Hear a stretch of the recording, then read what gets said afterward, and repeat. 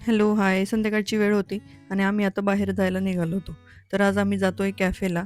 Street cafe जे शिवायच्या मम्मीचा आहे. शिवाय हा इशूचा फ्रेंड आहे, क्लासमेट. तर त्यांनी ओपनिंगलाच आम्हाला बोलवलं होतं. पण तेव्हा आम्हाला काही पॉसिबल झालं नाही. तर फायनली आम्ही आता पोहोचलोय स्ट्रीट कॅफेला. आणि इकडे आता शिवायची एंट्री झाली आहे. आम्ही शिवायला आधीच कॉल करून बोलवलं होतं. मितालीला सांगितलं की आम्ही येतोय, त्यालाही बोलून घे. कारण सुट्टी होती, बऱ्याच दिवसापासून त्यांची भेट झालेली नव्हती. थोडा वेळ आम्ही इथे आधी गप्पा केल्या, कॅफेबद्दल जरा जाणून घेतलं. नंतर मग मुलांनी त्यांची मस्ती सुरू केली.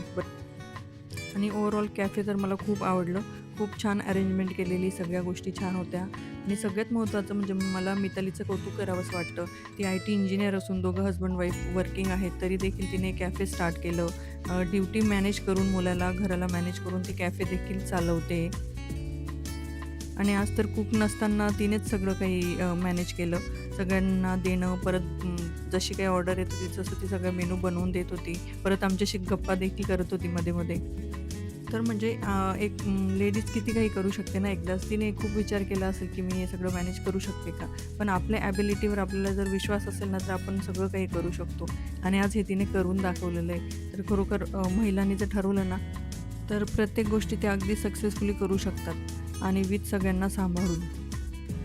इकडे इशूच्या आणि शिवायच्या खूप गप्पा चालू होत्या, मस्ती चालू होती.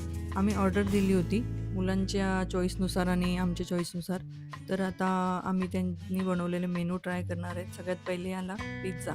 मुलांना पिझ्झा खूप आवडतो आणि सगळ्यात पहिले इशूने ट्राय केलं आहे.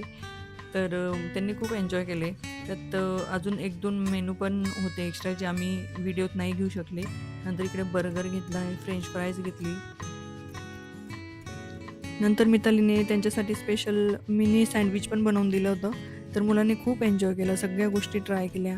अगदी गप्पा करत-करत छान एन्जॉय केला त्यांनी. खरोखर कॅफेतलं सर्व फूड हे खूप छान टेस्टी होते.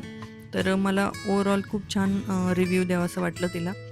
तर ही आहे मिताली, जी या कॅफेची ओनर आहे, शेफ देखील आहे. तर पर्सनली मी तिला ॲप्रिशिएट करते फॉर हर ड्युटी. आणि शेवटी लास्टला सोमूने आणि तिच्या पप्पांनी छानसा रिव्ह्यू दिला कॅफेबद्दल. तर तुम्ही ही कॅफेला नक्की व्हिजिट करा.